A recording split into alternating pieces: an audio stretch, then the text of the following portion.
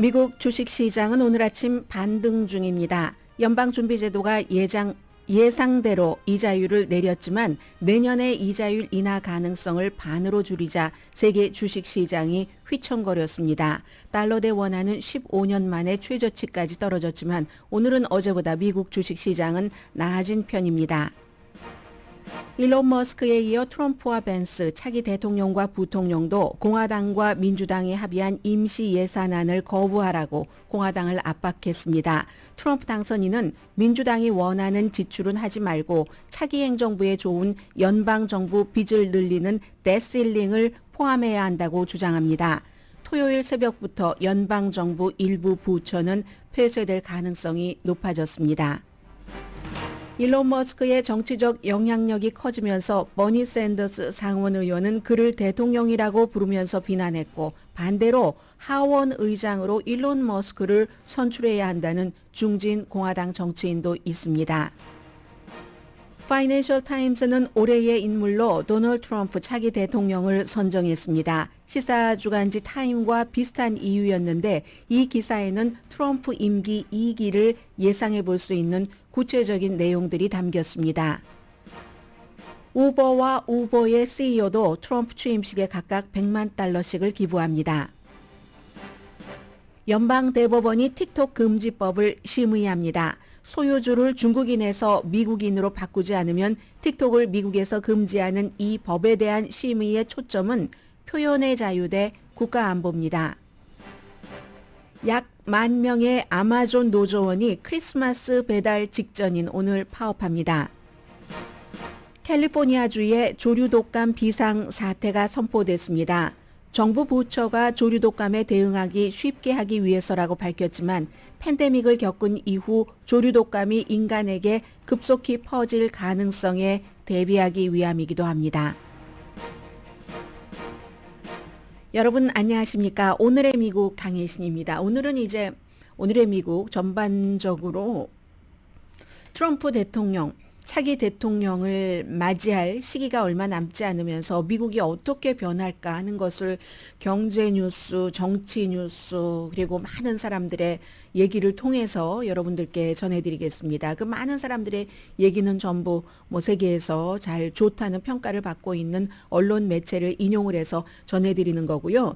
맨 앞에는 그 이자율과 주식시장 그리고 미국 연방정부가 폐쇄되는 거, 연방정부 폐쇄 이번에는 될 가능성이 높거든요. 그리고 이것 역시 트럼프 행정부의 여러 가지를 시사하는 것이고 미치 매코넬이라든가 버니 샌더스라든가 한 사람은 공화당이고 한 사람은 공화당이 아니지만 일론 머스크에 대한 생각도 다르고 그리고 또 여러 가지 얘기들이 있습니다. 우선 이자율과 주식시장부터 말씀을 드리겠습니다. 예상했던 대로 어제 0.25%포인트 연방준비제도가 이자율을 내렸습니다. 그래서 기준금리가 4.25%에서 4.5% 사이가 됐는데 9월 달에는 내년에 한 4번 그래서 0.25%가 표준이죠. 내릴 때 1% 정도는 이자율이 내려갈 것이다. 이렇게 예상을 했는데 지금 3개월도 채 되지 않아서 인플레이션이 될 가능성이 아주 높다. 특히 트럼프 행정부의 관세 정책 때문에 이렇게 하면서 내년에는 2번 내릴 것이다. 이렇게 예상했는데 사실 이것보다 더 될지 덜 될지 누가 알겠습니까? 현재로서는 그렇다는 얘기예요. 어떤 매체에서는 내년뿐만이 아니라 내후년 2년 뒤에도 이자율을 2번만 내릴 것이다 라는 이런 얘기를 하는데 그걸 누가 알겠습니까? 내년도 사실은 잘 모르고 내년이야 금방 이제 며칠 있으면 다가오니까 예상을 해보는 거고 당연히 내년 초에는 금방 이자율 인하가 없을 것이다. 이건 좀 예상이 가능하지만 후년까지 바라보는 것은 조금 힘들 것 같습니다. 많은 사람들이 제롬 파웰 연준 의장이 크리스마스를 훔쳤다 이렇게 얘기를 하거든요. 크리스마스 직전에 이자율 인하를 예상을 했었던 사람들이 많은데 이자율 인하 자체도 문제가 되지만 이게 경제 정책이라든가 그 경제 정책으로 인한 미국 경제가 알 수 없는 곳으로 나갈 수도 있다는 것을 뜻하기 때문에 크리스마스를 훔쳤다라고 표현을 합니다. 지금 어제 다우지수는요 11,000포인트 이상이 빠져서 열흘 연속 아침에 이 시간쯤 이 방송을 할 때쯤만 하더라도 아을에 빠졌는데 오늘은 어떨지 모르겠습니다 했는데 결국은 열흘 동안 빠졌고 오늘 올라갔지만 뭐 138포인트 정도니까 S&P 500도 33.43포인트 그리고 뭐 나스닥도 역시 그 어제보다는 조금 좋은 그런 분위기를 보이고는 있지만 워낙에 뭐 이 나스닥 같은 경우는 지난 50년 사이에 최장입니다. 열흘 연속 빠진 이런 일들. 나스닥은 지금 136.63포인트가 올라갔습니다. 나스닥에 돼 있는 거 지금 오늘 보니까 다 그린색이던데요. 어제 결국은 그 S&P 500가 3% 하락했고 나스닥이 3.6% 하락했거든요. 이런 일들. 테슬라 갖고 계신 분들 많으셨죠? 테슬라 어제 8.3%나 하락했습니다. 페이스북 모회사 메타 3.6%, 아마존 4.6%. 아마존은 오늘도 많이 회복되기는 어렵겠죠? 파업같이 같이 걸려 있으니까. 그리고 미국의 경제 변동에 굉장히 민감한 조금 소규모 상장 기업의 주가인 러셀 2000도 4.4%나 하락했습니다. 작은 규모가 하락과 등락폭이 더 클 수가 있겠죠. 당연히 미국이 이렇게 되니까 뭐 뒤에 열린 아시아라든가 유럽 시장 엄청나게 완전히 소용돌이 속에 빠졌고 한국, 대만 뭐 벤치마크 지수를 많이 보잖아요. 미국에서도 한국 어제 1.8%포인트 빠졌습니다. 대만도 1.6%. 그러면 뭐 일본인들, 인도인들 안전했겠습니까? 그렇지 않죠. 달러는 지금 2022년 11월 이후에 최고치를 기록을 한 뒤에 조금 나중에 보니까 안정세를 유지를 했습니다. 당연히 원하는 15년 만에 최저치 뭐 1400대 훨씬 넘는 1450도 찍고 하는 뭐 달러 대 원화의 환율이 그렇게 됐고 일본 엔화도 0.5% 하락했습니다. 내년에 이 달러 강세를 트럼프 그 대통령 당선인이 그다지 좋아하진 않지만 어느 정도 그냥 이렇게 가는 것을 인정을 할 것으로 보이거든요. 신흥국에는 뭐 여러 가지가 굉장히 힘든 한 해가 될 것으로 예상이 되고 미국의 정책 같은 것 또 주식시장 같은 것도 명확하지 않을 것으로 보입니다. 선거 이후에 11월 5일 이후에 주식시장 엄청 좋았습니다. 그런데 그게 이제 한 달, 두 달이 채 되지 않아서 그 상승폭은 전부 사라졌다라고 보시면 됩니다. 어제까지. 오늘 엄청나게 올라가지 않으니까 뭐 나스닥은 제법 올라갑니다만은 그렇기 때문에 이 상승폭은 사라졌다. 그리고 경제는 어떻게 될지 알 수가 없다. 이 내용인데요. 금요일이 내일이죠. 밤 12시가 돼서도 될 때까지 지금 임시 예산안 3월 14일까지로 공화당과 민주당이 합의를 한 겁니다. 지도부가. 이것을 이제 완전히 어제 트럼프도 아니다. JD 벤스 부통령 그 당선자도 아니다 하니까 그 전에 일론 머스크가 아니라고 하루 동안에요. 이거 절대로 이거 해주면 안 된다고 공화당 의원이 이 민주당과 합의한 이 안에 찬성표를 던지면은 그러면 그 사람들 다 선거에서 퇴출시켜야지 된다고 얘기를 하면서 100개도 넘는 트윗을 했습니다. X에 본인의 의견을 올렸는데 폴리티코는 그 의견 가운데 상당수는 오해의 소지가 있거나 오도하거나 아니면 나머지는 또 완전히 가짜. 지금 트럼프 대통령이 대통령이었을 때 임기 1기에 트윗 정치를 했죠. 그런 식으로 일론 머스크가 선출된 공직자 정치인이 아니면서 지금 트윗 정치를 하고 있는데 그런 이제 비난들도 많이 받고 있고 누구는 그래서 역시 일론 머스크다 좋다 좋아하는데 3월 14일까지 임시 예산안이 통과되지 않으면 지출안이 통과되지 않으면 그러면 내일 밤 12시 1분부터 연방정부 뭐 상당수의 부처가 이제 문을 닫고 토요일, 일요일이라 다행이지만 전에는 트럼프 대통령 때도 한 달 정도 문 닫았었던 적이 있고 뭐 중간중간 그런 적이 있었지만 그래도 위험을 다 피해가고 뭐 며칠짜리는 주말에 잠깐 있다 말고 이랬었거든요. 이번에 어떻게 될지 알 수 없습니다. 왜냐하면 트럼프나 벤스 부통령, 대통령 당선자가 연방정부 문 닫는 거 지금 우리 임기가 아니니까 뭐 바이든 임기 한번 해보지 하면서 거의 불가능한 것을 요구를 하고 있거든요. 이게 합의한 것에 보면은 공화당에 좋은 농민들을 위한 것 돈 좀 이렇게 해주고 그리고 민주당이 원하는 허리케인 등의 자연재해의 기금을 많이 늘리는 것 이게 포함돼서 공화당에서 심지어 무슨 뭐 JD 벤스나 트럼프, 일론 머스크가 얘기하기 전에도 공화당 정치인 가운데 아니 허리케인 그 돈은 왜 주는데 농부 이건 줘도 돼. 허리케인 걸 왜 주는데 이렇게 얘기를 했었거든요. 그런데 그 뒤에 이제 마지막으로 뭐 JD 벤스 부통령 당선자는 어제 의회까지 갔었고 하기 때문에 이게 완전히 끝났다. 끝난 겁니다. 합의는 무너진 것이고 서로 합의를 하고 이제 공화당이 이 합의점을 깬 것이고 트럼프 대통령도 어떻게 얘기를 했냐면요. 이거 여기에 찬성표를 던지면 요즘 왜 이렇게 이런 얘기가 많습니까? 배신자다. 배신자다.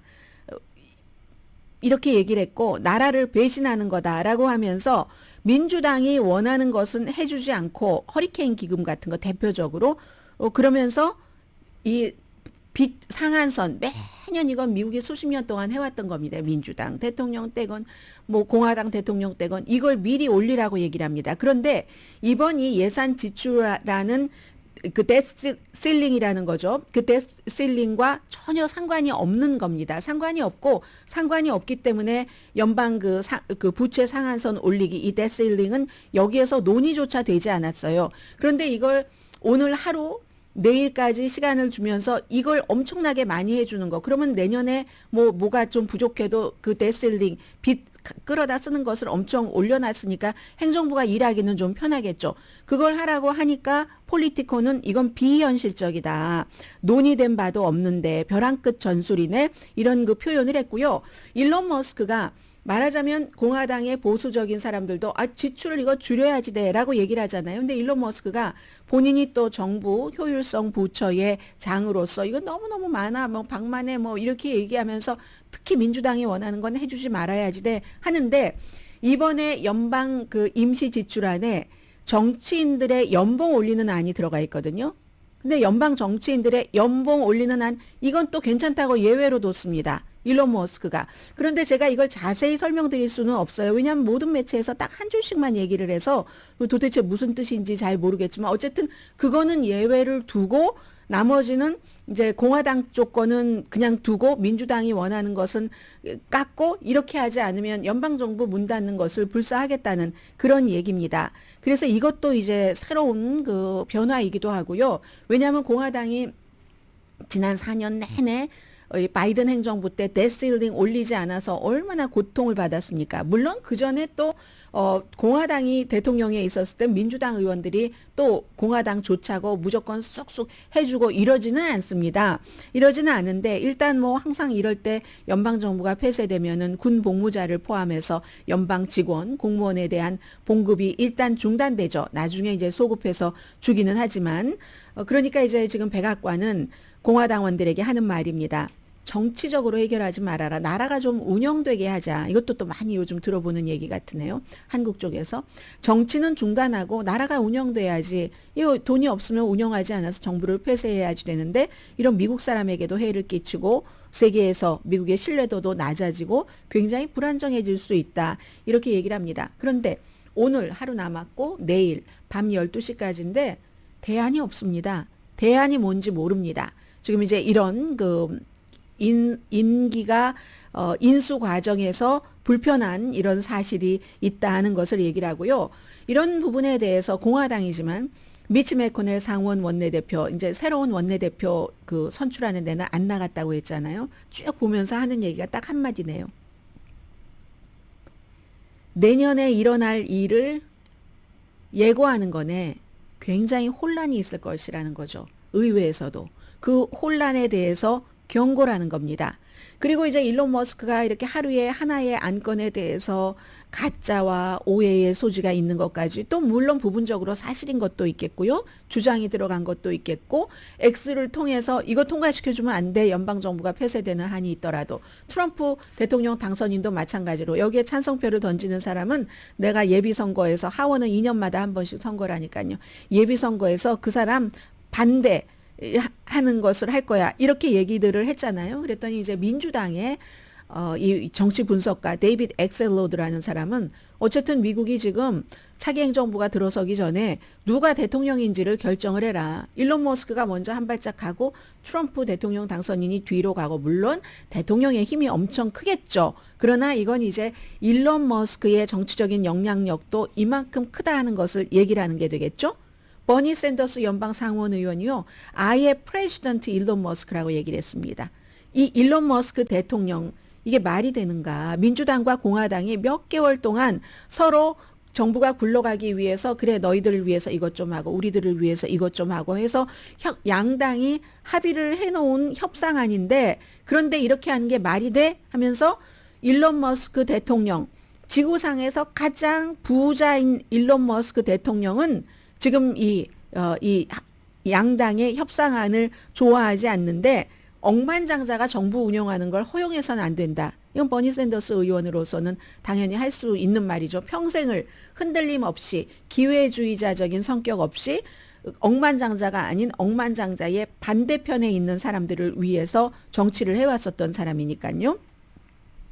또 민주당에선 이런 얘기도 안 해요. 일론 머스크가 트윗 정치를 한다. 댄 골드만이라는 뉴욕이 지역구인 연방 하원 의원이 얘기를 한 건데 앞으로 4년이 환하게 보인다. 그야말로 선출되지 않은 그 과도 정치 4년이 보이는구나. 이렇게 얘기를 했지만 일론 머스크가 너무 잘하고 있어. 일론 머스크를 아예 우리 하원 의장으로 만들자 하는 정치인도 있습니다. 듣도 보지도 못한 정치인이 아닙니다. 많이 들어본 공화당의 랜드 폴 연방 상원 의원입니다. 켄터키가 지역구이고 아버지와 마찬가지로 굉장히 자유주의적인 연방 상원 의원이죠. 일론 머스크가 연방 하원 의장이 돼야지 된다. 이렇게 분명하게 밝힌 첫 번째 공화당 의원입니다. 지금 마이크 존슨이라는 공화당의 하원 의장이 민주당과 이 임시 예산안을 협상을 했잖아요. 그 전에 이 케빈 맥카티라는 캘리포니아가 지역구였던 공화당의 하원 의장은 민주당과 역시 연방정부를 폐쇄하지 않기 위해서 예산안을 협상했다고 해서 쫓겨났잖아요. 하원 의장 자리에서 쫓겨나고 나 이젠 싫다 하면서 정치계에서도 은퇴를 했는데 지금 마이크 존슨은 연방 하원 의장이 된 지 얼마 되지 않고 이제 권력의 한 중심에 들어간 지도 얼마 되지 않습니다. 본인이 또 연방 하원 의장을 하고 싶어 하는데 랜드 폴이라는 사람이 일론 머스크를 하원 의장 시키는 게 낫겠어? 이렇게 얘기하는 것은 일론 머스크가 미국의 정치계에서 가장 강력한 목소리인 것 맞구나라고 얘기를 하는 거죠. 일론 머스크가 이렇게 얘기를 했습니다. 그 일론 머스크가 아니라 이 랜드 폴이라는 연방 상원 의원이 일론 머스크가 연방 하원 의장이 되는 걸 한번 생각해 보세요. 그러면 불가능한 게 없을 겁니다. 모든 일이든지 잘할 겁니다. 뭐 이런 뜻으로 얘기를 한 거예요. 근데 연방 하원 의장이 선출된 연방 하원 의원이 아닌데 할 수 있는가? 이게요. 헌법이 연방 하원 의장이 반드시 하원이나 뭐 의원이어야지 된다고 그렇게 딱 명시하지 않았습니다. 그런데도 뭐 항상 그렇게 그 정치인이 해왔지만 왜냐하면 우리 안에 있는 우리 반에서 우리 반장을 뽑는데 우리 반 사람이 아니라 이건 원내대표를 뽑는 게 아니잖아요. 원내대표인 격이니까. 그러니까 그렇긴 하지만 그래도 법적으로는 일론 머스크가 될 수도 있다는 얘기입니다. 그리고 지난 몇 년 동안에도 우리 지금 하원 의장 우리 마음에 드는 사람 하나도 없어. 바깥에서 데리고 오자. 원내 그 하원 의장을 이렇게 얘기했었던 아이디어가 수없이 많지만 제가 생각할 때는 트럼프 대통령 당선인이 이건 무지무지 싫어할 것 같습니다. 그러면 일론 머스크에게 지금은 본인이 1년 반 시간 주고 본인에게 돈도 많이 기부하고 했으니까 부리는 형태로 정부 효율성 부처의 그런 헤드를 그것도 혼자 두지 않았잖아요. 비벡 라마스와미랑 같이 묶어서 뒀는데 하원 의장이라는 자리를 둬요? 이게 서열 몇입니까? 그 대통령 그 유고시에 부통령 다음에 하원 의장인데 절대로 그런 자리 나하고 더 높아지는 그런 공식적인 자리에 올라오는 것을 트럼프 대통령 당선인이 좋게 생각하지 않을 건 분명하기 때문에 이것은 이제 실현될 가능성은 없지만 그만큼 미국에서 일론 머스크라는 사람의 영향력이 크다 이런 말씀을 드리겠습니다. 그러니까 오늘 아침에 정말 이런 일도 있었네요.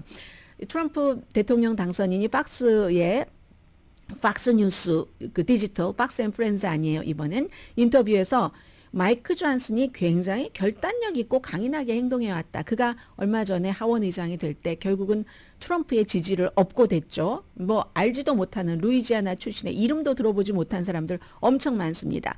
그래서 결단력 있고 강인하게 행동을 했는데 이번에 이 지출안에서도 민주당이 원하는 모든 것을 다 지워버린다면은 그러면 연방 하원 의장 쉽게 될 수 있을 거야. 그러면 나의 지지를 받을 거야. 이게 또 트럼프 대통령 당선인의 얘기입니다. 트럼프 대통령 당선인은요, 11월 5일 선출이 되고 나서 선거에서 이기고 나서 그 뒤부터 바이든은 사라졌습니다. 지금 미국을 움직이는 뒤에서 정치하는 사람은 트럼프 당선인입니다. 잠시 뒤에는 얼마나 중요하면 제가 한 섹션에 하나의 기사로 마무리를 하겠습니까? 그래도 이게 꽤 긴데요. 파이낸셜 타임스가 올해의 인물로 트럼프 대통령 당선자를 선정을 했습니다. 2016년에도 마찬가지였어요. 그때 트럼프 당선자. 그럼 얼마 전에 있었던 시사주간지 타임과 비슷하잖아요. 그런데 파이낸셜 타임스가 조금 늦게 했기 때문에 우리가 오늘의 미국을 그동안 계속 이제 함께 듣고 보고 계신 분들이라면 조각조각씩 다 알고 있고 어느 정도 예상할 수 있는 이런 부분을 파이낸셜 타임스가 올해의 2024년도 인물로 트럼프로 선정을 하면서 쭉 정리를 해놓고 4년이 어떻게 될 것인가. 딱 한마디로 저는 이 기사를 보고 나서 요약이 되긴 하던데요. 잠시 뒤에 그 내용 전해드립니다. 라디오 서울 방송 오늘의 미국 듣고 계십니다. 아주 제목도 똑같아요. 시사주간지 타임과 파이낸셜 타임스가 올해의 인물 Person of the Year 도널드 트럼프다 해서 그냥 소개를 해드리겠습니다.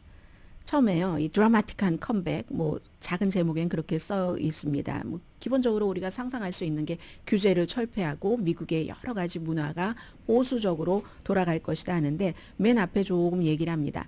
2021년도 1월 20일 그때 이제 취임식이 있는 날 새벽에 마랄라고로 갔죠. 그때 사람들이 트럼프는 이제 정치인으로서는 마지막이다 생각했는데 왜냐하면 2주일 전에 이제 의사당 폭동 사건 여기에 이제 그 공격을 선동했다 하는 것을 공화당 의원들조차 그때 많이 미치 매코넬도 그랬고 또 그 케빈 맥카티 상원 원내대표나 하원 의장 뭐 다 마찬가지였습니다.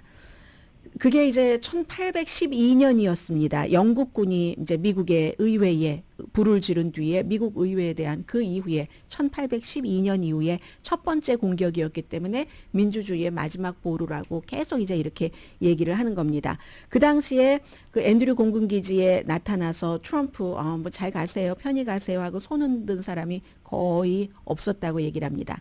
그리고 미치 매코넬 공화당 상원 원내대표가 트럼프를 아주 비열한 인간이다. 또 팍스뉴스, 루퍼트 머덕 4년 동안 트럼프 가지고 얼마나 장사를 많이 해서 돈을 많이 벌었습니까? 내부에 보낸 이메일을 통해서 인간이 아니야. 이렇게 했었는데 해서 그 비행기를 탈 때 소수의 충성파들만 그 비행기장에 있었다는 겁니다. 이 소수의 충성파들이 지금 다 과일을 따먹고 있어요. 스티브 배넌은 아직 아니지만 캐시 파텔 연방 수사국장 지명자, 리처드 그레넬 이 사람은 북한과 베네수엘라 특별 임무 대사, 일반 대사도 아니고 특별 대사도 아니고 특별 미션, 스페셜 미션 대사라고 이렇게 했습니다. 그리고 스티븐 밀러는 뭐 이민이라든가 이 정책 관련하는 사람, 피터 나바로도 마찬가지고 경제에 관해서 보리스 앱스타인 이 사람은 얼마 전까지도 이 마랄라고에서 사람 인선할 때 막 이렇게 하다가 돈 받아서 지금 조사받고 있는 사람 있죠. 그 정도만 그 비행장에 나왔다는 거죠. 그래서 스티브 밴은 의사당 폭동 사건에 대해서 의회에서 증언하라고 하는데 소환장 무시하고 해서 4개월 감옥살이 하다가 올해 10월 29일에 선거 일주일 전에 석방된 스티브 배넌이 그 당시에 트럼프 주변은 동베를린과 같았다. 차갑고 꽁꽁 얼었었다고 얘기를 합니다.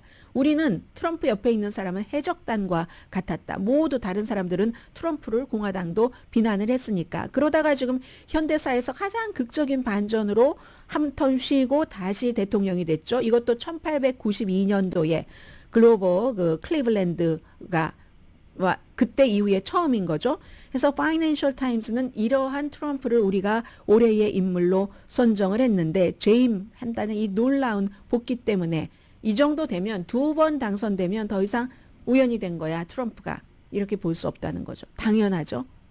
우연히 된 거야 하고 일축하기는 불가능합니다. 그래서 이제 우선 뭐 여러 가지 왜 그럼 됐는가도 얘기를 하고 앞으로 트럼프의 임기 2.0은 어떻게 될 것인가 이런 것도 말하는데 뭐 규제와 감세, 규제 완화와 감세의 시대를 약속한 거죠. 그리고 이제 굉장히 리버럴한 사람들, 대학이라든가 주류 언론이라든가, 주류 언론은 보수보다 진보가 훨씬 많으니까요. 그런 것에 대한 보복, 그리고는 문화 전체적으로 우파에 대해서 아주 그냥 심오하게 전환이 될 것이다. 해외에서도 마찬가지죠. 중국, 러시아, 이란, 북한 등 뭐 이 완전히 무슨 미국의 뭐 악의 축이라고 불렸던 이런 국가들에게는 트럼프가 복귀한 게 어떤 그림이 될까? 여전히 예측 불가능하다고 했습니다. 그런데 대체적으로 이코노미스트라든가 많은 그 이제 매체에서 얘기하기를 오히려 악의 축들에는 트럼프의 재선이 기회가 될 수 있다. 헝가리까지 포함을 해서요. 많이들 칭찬하잖아요. 중국, 러시아, 북한 지도자들을 뭐 이란을 빼고는 그런 거. 그리고 이제 트럼프 대통령 당선인이 세계를 보는 게 세계가 무임승차하는 그리고는 미국을 속이는 정글이다. 정글 속의 동물이다. 이렇게 보고 있으니까 나토도 지금 위험하고 해서 로저 스톤이라는 사람 있죠. 이 로저 스톤도 리처드 닉슨을 엄청 좋아했었고 트럼프 전 대통령 첫 번째 임기 그 선거 캠페인에서 엄청난 영향력을 미쳤는데 이 사람도 이런저런 이제 부정적인 일과 연관이 되고 해서 공직을 갖거나 이런 거는 못했는데 그냥 한마디로 우리는 트럼프 시대에 살고 있고 이미 살고 있고 2024년이 루즈벨트 뉴딜 정책이 등장했던 1932년 그리고 나서 이제 뭐 2차 대전 끝내고 하는 그때나 리처드 닉슨이 새로운 우파를 탄생을 시켰죠. 트럼프가 지금 쓰고 있는 슬로건 가운데 상당한 부분은 리처드 닉슨, 로널드 레이건, 뭐 이런 루즈벨트 이런 때 쓰던 거죠. 그래서 그때의 변화만큼으로 2025년이 시작이 될 것이라고 얘기를 합니다. 더군다나 아주 첫날부터 너무나 아주 찬찬히 준비를 했기 때문에 서류, 미비자, 불법 체류자 추방하는 행정명령, 1월 6일 의사당 폭동사건, 폭도들 사면하는 거, 그리고 5일 시추의 새로운 시대, 미국 대학에서의 표현의 자유 같은 것은 이미 최근에 이스라엘과 하마스 전쟁 이후에 많이 억눌려져 있어서 심지어 아이비리그 대학 총장들도 사퇴라고 말했는데 이스라엘계 학생들을 유대계 학생들을 보호하는데 미흡했다고 해서 이게 굉장히 이제 그런 것들이 커질 거라는 거죠. 모든 것이 다 합쳐지면은 미국 통치되는 방식에 엄청난 변화가 생길 것이라는 거. 그리고 국방부의 장군들을 숙청하고 이 숙청이라고 표현을 합니다. 본인을 뭐 법무부를 통해서나 어떤 역량, 의회에서도 본인에 대해서 여러 가지 조사를 한 사람들은 그 사람들에게 이제 조사의 칼날을 들이대겠다 하는 거죠. 이미 사과는 한 입 깨물어 먹었다 이렇게 얘기를 합니다. 다 먹을 한 입 딱 깨물었는데도 쫙 그 예상되는 바가 많다는 거죠. 트럼프 임기가 어느 쪽으로 변할지 얼마나 또 그 파괴적이 될지 왜냐하면 다 부수기를 망치가지고 일론 머스크와 부수고 우리가 다시 새롭게 건설하자 하는 건데 그래서 얼마나 더 파괴적이 될지 파괴가 끝나고 새로운 건설까지 갈 수 있을지 이런 질문에 대해서 답을 하기는 지금 불가능하죠. 불가능하지만 1990년대부터 트럼프를 많이 알았고 나중에는 이제 트럼프의 엄청난 비난을 하는 트럼프를 그런 사람이 된 백악관의 공보국장 했었잖아요. 그 앤토니 그 스칼라무치라는 사람. 이 사람이 트럼프를 볼 때는 고전적인 그 쌍둥이 자리 그 특성이랍니다. 제미나이 특성이라서 본인에게 상냥하고 농담하고 골프 치는 파트너 되고 하면 트럼프를 얻을 수 있고 싹하고 복수심에 불타는 그런 트럼프를 얻을 수도 있다. 그렇게 하지 않으면 어쩌면 우리는 둘 다 보게 될 겁니다. 그건 쌍둥이자 제미나이잖아요. 트럼프 대통령 당선인이 국내 적들에게 얼마나 복수를 할 것인가 여기에 대해서 그렇지 않을 수도 있어 라는 사람도 있는데 트럼프 측근 가운데 비서실장 지명자가 그렇습니다. 그런데 그 사람은 소수라는 얘기입니다. 복수를 할 것이라는 강력한 증거가 너무 많아서 오죽하면 이 바이든 대통령도 헌터 바이든을 내가 국민을 향해서 몇 번이나 사면하지 않는다고 하고 이 사람이 지명되고 사면을 시켰다는 것. 바로 트럼프가 아주 동토의 겨울을 맞는 동베를린의 겨울을 맞는 그때의 비행장에 나가 있었던 그 충성스러운 파텔 그 차기 FBI 국장으로 선택을 한 것. 그리고 실패했지만 맥 게츠 같은 사람은 실패를 했지만 법무장관 중요하잖아요. 연방수사국과 법무국이 합쳐서 일을 해야지 되니까 팜 본디라는 플로리다주의 검찰총장을 다시 법무장관 지명자로 해놨고 무난히 통과할 것 같고 그리고 국방장관 핏 헤그세스 요즘 뭐 가능성도 있어 보입니다. 장관이 될 가능성 여러 가지 스캔들에도 불구하고 이러한 사람들을 완전히 그 두는 것을 보면은 복수를 할 것이다. 그런데 어떤 사람은요. 6월 달이 되면은 79살이 됩니다. 트럼프. 그때는 이제 대통령이네요. 전보다 골프장에 더 많이 갈 것이다. 이렇게 얘기를 하는데 파이낸셜 타임스가 그걸 원하는 사람이 많을지도 몰라. 아주 희망적일지도 몰라. 괄호 열고 그렇게 표현을 합니다.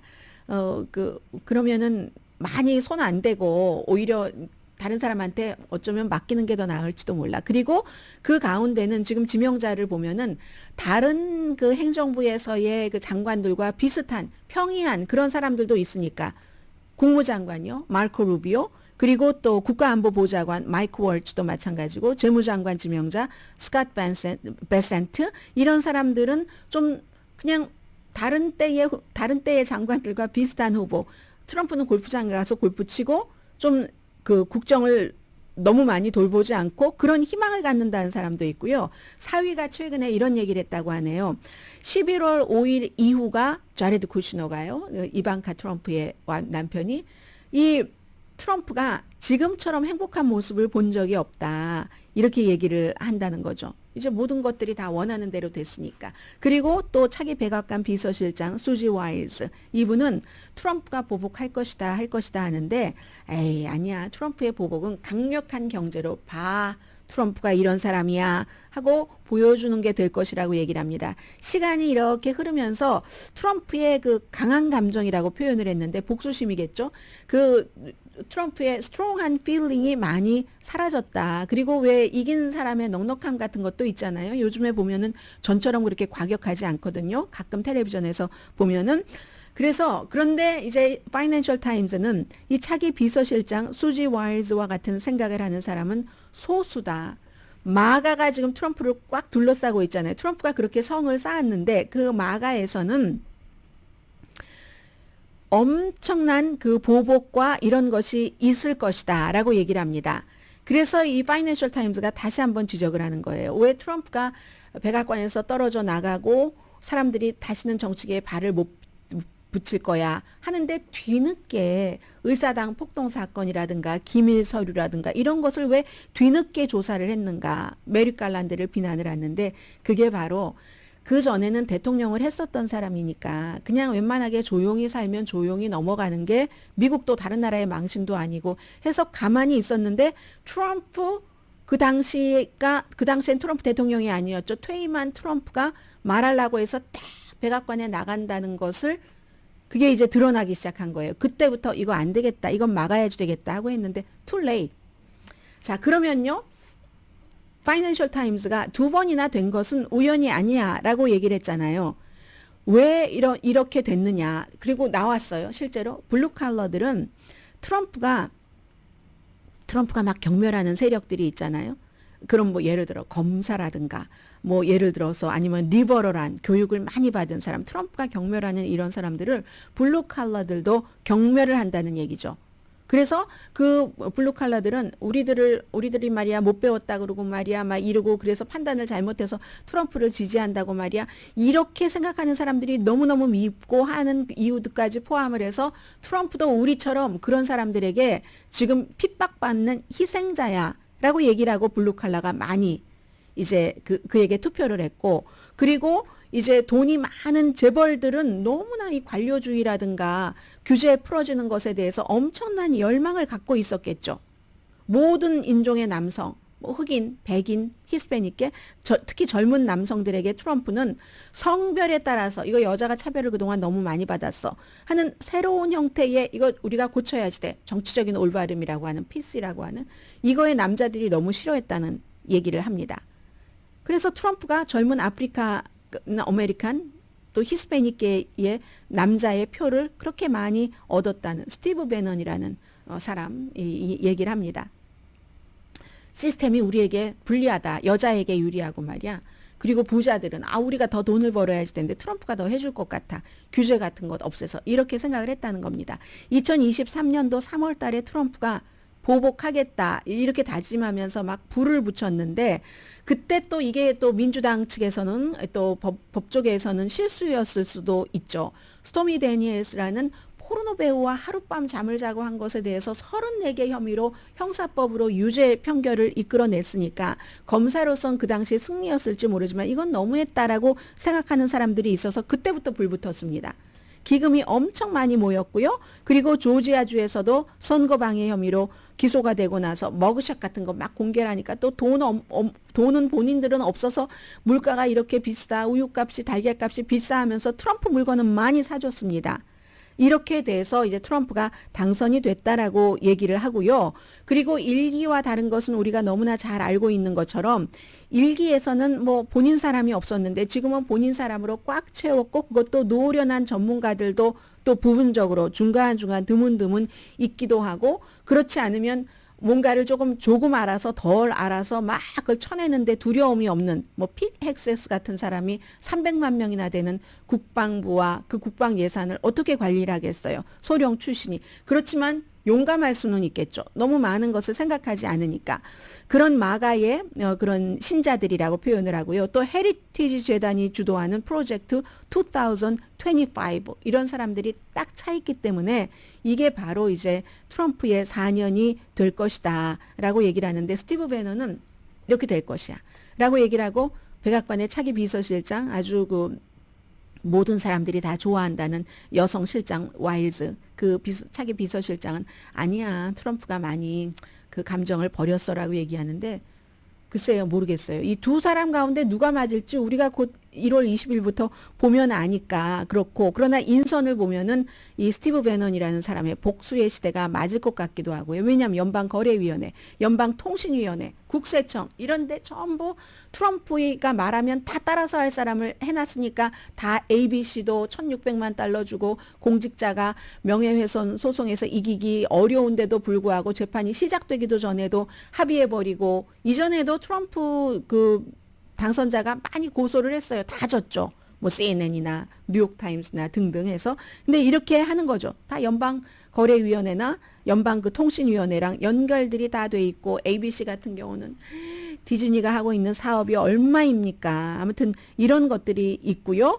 그래서 세계에는 그럼 트럼프 임기 2기가 어떤 의미를 가질까? 뭐 나토 우리 다 알고 있잖아요. 우크라이나 24시간 안에 해결을 하겠다 하는데 방법이 없어요. 하우가 지금 다 빠져 있는 상태고 존 볼튼 트럼프 행정부에서 국가안보보좌관이었지만 트럼프 당선인을 엄청나게 비난하는 존 볼튼은 외교 정책에 대해서 철학이 없는 사람이 무엇을 할지를 예측하는 게 불가능하다고 말합니다.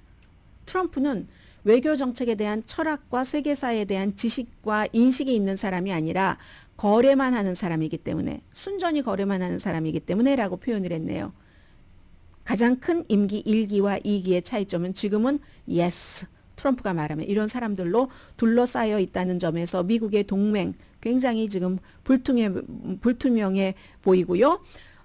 그래서 이제 관세부터 이제 시작하겠다. 이것도 사람들이 놀랐죠. 첫날 뭐 캐나다와 멕시코가 가장 그 가까운 이웃인데 그리고 가장 무역 거래량이 많은 국가인데도 25%씩 관세를 무역 전쟁 뭐 위협하고 했기 때문에 이건 이제 이런 게 이제 전형적인 트럼프의 움직임이라고 얘기를 합니다. 그래서 이 파이낸셜 타임스가 저스틴 트루도 총리가 어머나 하고 와서 이제 싹싹 빌듯이 하니까 오히려 돌아간 건 조롱밖에 없더라. 캐나다를 미국의 51번째 주로 생각하고 주지사로 미국의 51번째 주의 주지사로 부르더라. 그에 비해서 대조적으로 최근에 취임한 멕시코의 최초의 여자 대통령, 멕시코 최초의 주이시 대통령 클라우디아 쉐인밤은 트럼프의 그 같은 일에 대해서 냉철하고 정확한 언어로 반박했다. 파이낸셜 타임즈의 보도입니다. 우리는 평등하게 협상한다. 미국과 멕시코는. 종속의 관계가 아니다. 왜냐하면 멕시코는 위대한 국가이기 때문입니다. 트럼프가 여기에 대해서 크게 나쁘게 말하지 않았습니다. 어쨌든 중국이 어떻게 될 것인가도 지금 의문이고요. 트럼프 대통령과 중국이 협상해서 비용 조금 치르고 그럴 가능성도 있죠. 근데 어쨌든 중국과 미국과의 관계가 됐건 캐나다와 미국, 멕시코와 미국, 한국과 미국의 관계가 됐건 전부 주체가 트럼프라는 거. 그리고 한국은요, 정상회담을 할 수가 없어요. 새로운 대통령이 나오기 전에는.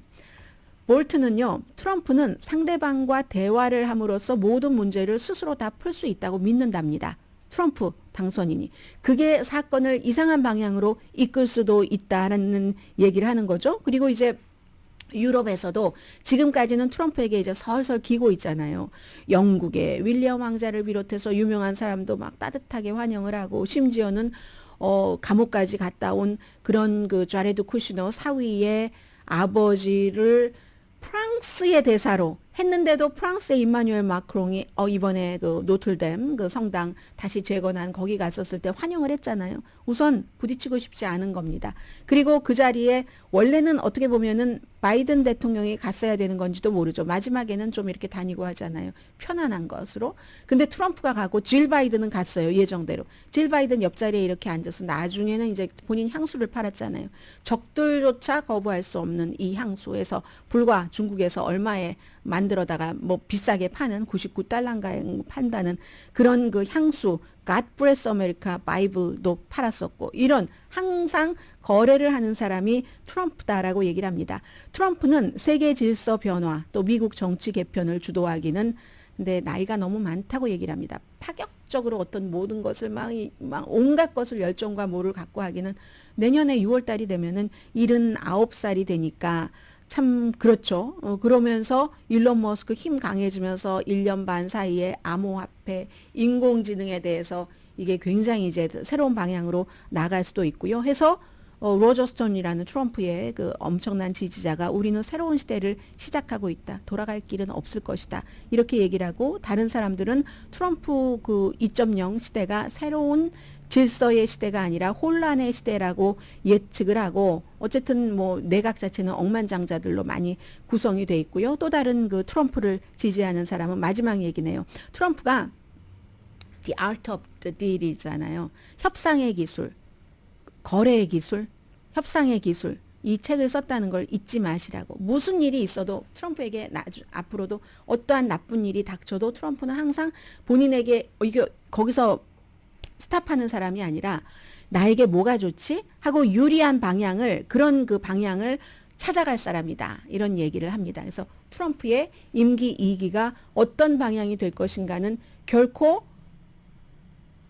우리가 정확하게 예측할 수는 없다가 답인 것 같습니다. 네, 오늘 뭐 캘리포니아주를 포함을 해서 아마존의 그 팀스터 노조원 약 10,000명이 파업을 시작을 합니다. 미국 최대 노조 가운데 하나잖아요. 계약 협상을 무시했다, 아마존이 이런 주장을 하고 있고, 아마존은 팀스터가 이 아마존의 근로자들에게 회원이 되도록 불법적으로 강요하고 있다고 비난을 하는데, 사실은 별로 많지 않아요. 그 아마존에서 노조에 가입한 사람은. 여기서 이제 중요하게 말씀드리고 싶은 것은 크리스마스 때인데 어쨌든 그 파업으로 인해서 배송이 조금 지연될 수도 있다. 이게 특정 지역이 이렇게 있지만 그 특정 지역에게 또 다 연결고리처럼 아마존 내부의 공급망이기 때문에 아마 확인을 해보시고, 지금 주문을 하시는 분들은 언제 도착할 수 있는가, 늘 다른 때는 보지 않으셨더라도 그걸 확인을 하시기를 바랍니다. 말씀드리고요. 연방대법원이 틱톡 금지법 심의하기로 동의를 했습니다. 중국 소유인 틱톡 초당적인 법에 따라서 바이든이 4월 달에 서명을 했고, 1월 19일까지 이 회사를 중국 소유에서 미국으로 팔지 않으면은 이 틱톡이 앱에서 사라지게 됩니다. 처음에는 되겠죠. 그러다가 삐걱삐걱 하다가 완전히 사라지게 될 텐데, 이걸 연방대법원에 심의해 주세요 했는데 연방대법원이 받은 겁니다. 아주 간단해요. 여기서는 표현의 자유다. 중국 공산당이 절대로 미국 사람들 정보를 가져가지 않는다는 게 틱톡의 입장이고, 지금까지의 연방 정부는 공화당이건 민주당이건 그 의회와 백악관은 아니다. 그럴 위험이 있다. 이건 국가 안보다라고 얘기를 합니다. 그래서 어떻게 될지 모르지만 사건 심리가 1월 10일에 진행될 예정이라고 하니까 아마 그 전에 결론을 내릴 수 있다는 얘기가 된 것 같고요.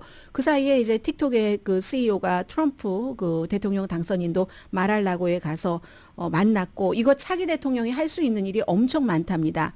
보니까 자세히는 아직까지 얘기하지 않는데 연방 대법원은 그리고 기본적으로는 표현의 자유에 대해서는 엄청나게 표현의 자유를 이제 그 지지를 하는 그런 판결을 내놓고 있고 그 이후에도 연방 대법원이 설령 이거 팔아라 예를 들어 그런 판결을 내린다 할지라도 트럼프 대통령 당선인이 그 이후에는 대통령으로서 또 할 수 있는 일이 있다는 거거든요. 근데 트럼프 대통령 당선자는 지금으로서는 틱톡에 엄청 그 호의적인 그 기분을 갖고 있기 때문에 사라진다보다는 사라지지 않는다가 더 강한 게 아닌가 싶기도 하고 미국의 30세 미만은 지금 틱톡에서 뉴스까지 다 지금 쳐다보고 있으니까 이것도 웬만하게 아무튼 그렇기도 그렇고 이런 상태에서 우버와 우버의 CEO도 트럼프에게 각각 100만 달러씩 200만 달러를 기부를 한답니다. 그러면 아마존, 오픈 AI와 오픈 AI의 뭐 CEO, 마크 저커버그 이런 모든 사람들이 다 심지어 아마존은 우버의 법률 고문인 토니 웨스트가요. 트럼프에게 진 카멜라 해리스의 여동생의 남편 매제잖아요. 그래서 우버는 이 트럼프 행정부 그때 첫 번째에 돈 안 냈었는데 그런데 지금은 이제 이렇게 낸다는 얘기예요. 이 CEO도 내고 우버도 내고 그러니까 2배 내는 거예요. 다른 데보다 더 많이 모든 것은 전부 트럼프 위주로 돌아가고 있다는 것 말씀드리고요. 10시에 브라보 마이 라이프 방송됩니다. 어제 그 게빈 뉴섬 캘리포니아 주지사가 그 조류 독감 비상 사태를 선포하면서 사람들에게 안심해라. 이건 우리 정부 부처 간에 뭐 예산도 마련하고 해서 이걸 막기 위해서 그런다라고 얘기를 했는데요. 지금 루이지아나에서도 사람이 한 사람, 조류 독감 사람은 잘 감염되지 않는데 병원에 입원을 했고 팬데믹을 겪은 뒤이기 때문에 굉장히 걱정되기도 하고 우유 같은 거 미국에서 5분의 1 캘리포니아에서 생산됩니다. 강희신이었습니다.